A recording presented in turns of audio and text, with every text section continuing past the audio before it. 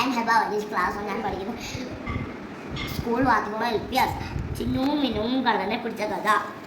നാളെ അമ്മൂമ്മയെ കാണാൻ പോകേണ്ടതായതുകൊണ്ട് ചിന്നു മിന്നു നേരത്തെ കടന്നു തുടങ്ങി.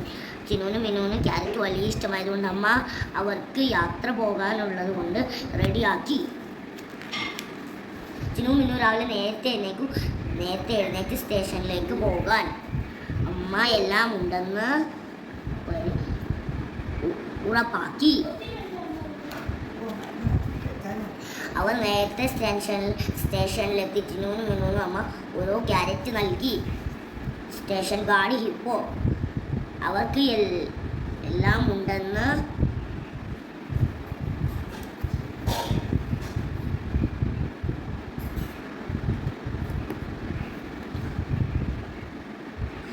ഉറപ്പാക്കി.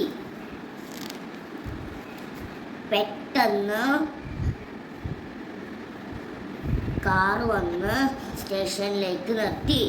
പ്രസിദ്ധ ഗായിക എന്ന് പറഞ്ഞ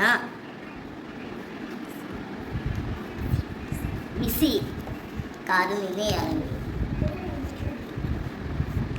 മിന്നുവും ചിന്നുവും മെസ്സിയെ കാണാൻ അങ്ങോട്ട് പോയി.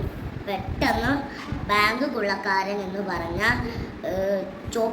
തോക്ക് ചൂണ്ടി എല്ലാവരെയും ഭീഷണിപ്പെടുത്തി.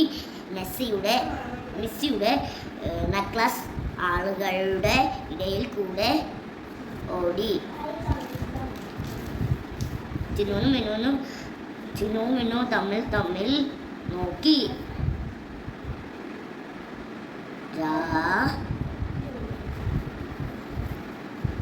അവർക്ക് ആശയം തോന്നിയത് കൊണ്ട്